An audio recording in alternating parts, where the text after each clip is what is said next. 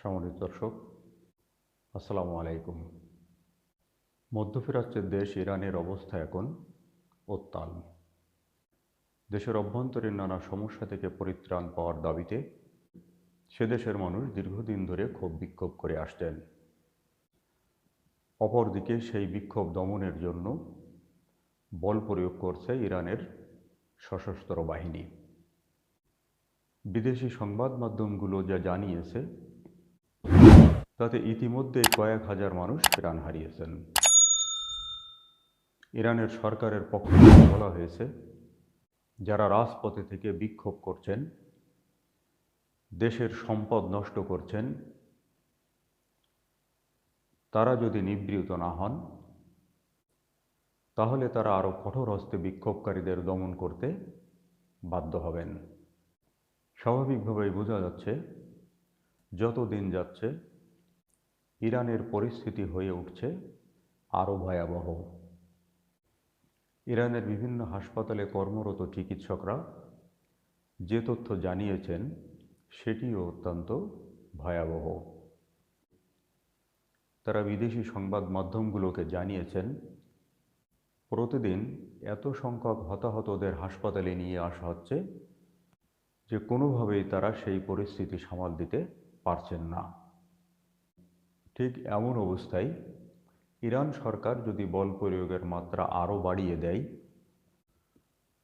তাহলে হতাহতের সংখ্যা কোথায় গিয়ে দাঁড়াবে তা সহজে অনুমান করা যায়। ইরানের জনগণ যে সমস্ত দাবি নিয়ে আন্দোলন করছেন তার নেপথ্যে কাজ করছে আরও দুটি দেশ। সেই দুটি দেশ হলো ইরানের চিহ্নিত দুই প্রতিপক্ষ অথবা শত্রু রাষ্ট্র মার্কিন যুক্তরাষ্ট্র এবং ইসরায়েল।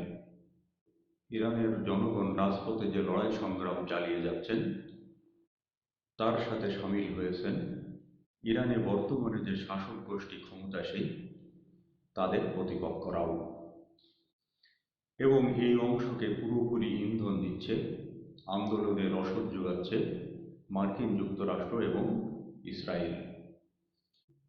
মার্কিন প্রেসিডেন্ট মিস্টার ডোনাল্ড ট্রাম্প একাধিকবার বলেছেন যে ইরানের আন্দোলনরত জনগণের উপর যদি দমন নিপীড়ন চালানো হয় তাহলে মার্কিন যুক্তরাষ্ট্র বসে থাকবে না। শুধু তাই নয়, ইরানের বর্তমান ক্ষমতাসীনদের পতন ঘটানোর জন্য আমেরিকা এবং ইসরায়েল যে কোনো মুহূর্তে এই দেশটিতে হামলা চালাতে পারে। মধ্যপ্রাচ্যের দেশগুলোতে মার্কিন যুক্তরাষ্ট্রের যে সমস্ত ঘাঁটিগুলো রয়েছে ইরানে আক্রমণ করার জন্য, সেই সমস্ত ঘাঁটিগুলো এখন প্রস্তুত। এখন কথা হলো যে সত্যি সত্যি যদি মার্কিন যুক্তরাষ্ট্র এবং ইসরায়েল আবারও ইরান আক্রমণ করে তাহলে তার পরিণতি কী হতে পারে। সত্যি সত্যি যদি আমেরিকা ইরান আক্রমণ করে এবং খামেনি যুগের অবসান ঘটে তাহলে শুধু ইরান নয়, গোটা মুসলিম বিশ্বের কি পরিণতি হবে তা কি কখনো আমরা ভেবে দেখেছি? বাস্তবতা হলো, শুধু ইরানের পতন নয়, খামেনি যুগের পতন নয়, গোটা মধ্যপ্রাচ্যে এখনও যে মুসলিম দেশগুলো সাহসের সাথে কথা বলে, মাথা উঁচু করে দাঁড়িয়ে আছে, অবসান ঘটবে সেই যুগেরও। ইরানের বর্তমান সরকারের যদি পতন হয় বা খামেনি যুগের যদি অবসান ঘটে তাহলে মধ্যপ্রাচ্যের সবচেয়ে যে দেশটি উপকৃত হবে সে দেশটি হলো ইসরায়েল। সবার আগে তারা ধ্বংস করবে ইরানের অস্ত্র ভাণ্ডার এবং পারমাণবিক স্থাপনাগুলো। সত্যি সত্যি যদি খামেনি যুগের পতন ঘটে এবং ইসরায়েল যদি ইরানের সামরিক শক্তি ধ্বংস করতে সক্ষম হয় তখন গোটা মধ্যপ্রাচ্যে ছড়ি ঘোরাবে ইসরায়েল। ইরানের দুর্দিনে বর্তমান যে মুসলিম দেশগুলো চুপচাপ তামাশা দেখছে তাদেরও বরণ করতে হবে করুণ পরিণতি। তারা বুঝতেও পারছে না কোন ধরনের বিপদের মুখোমুখি হতে হবে তাদের।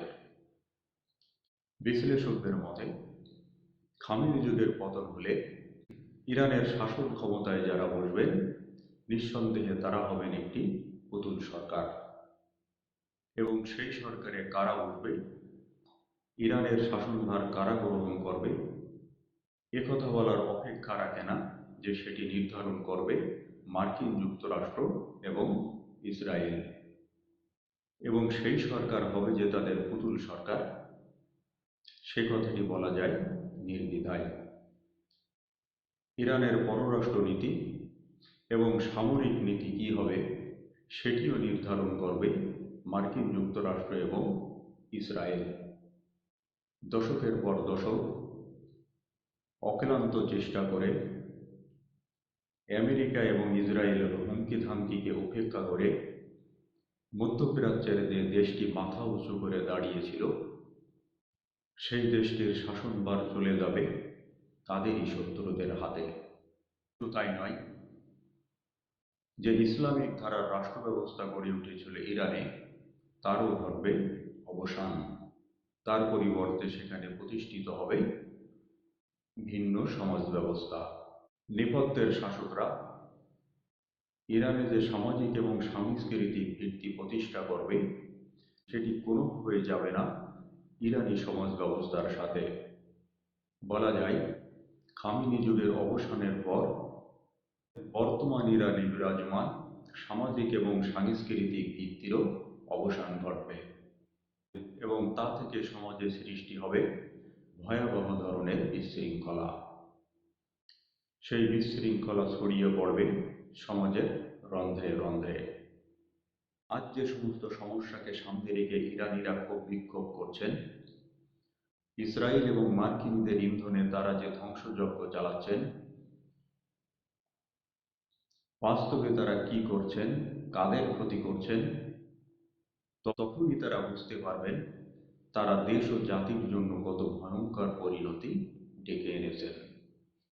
অপরদিকে মধ্যপ্রাচ্যের যে সমস্ত দেশগুলো চুপচাপ বসে তামাশা দেখছে, তারাও যে কি ভয়াবহ পরিণতির শিকার হবে সেটিও সম্ভবত তারা অনুধাবন করতে পারছে না। ইরানের পতন মানে ইসরায়েল শক্তিশালী হওয়া। ইরানের পতন মানে ইসরায়েলের নিয়ন্ত্রণে চলে যাওয়া।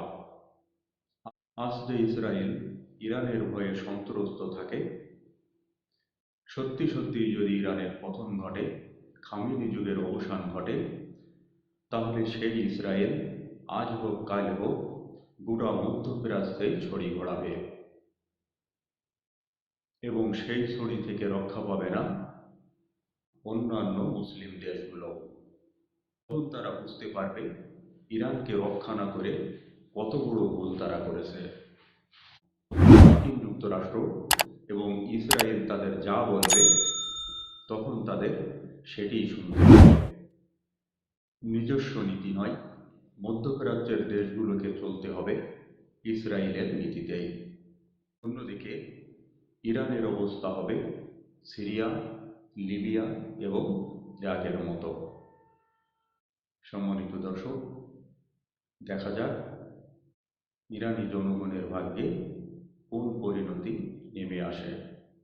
ভালো থাকবেন, সবার জন্য শুভকামনা।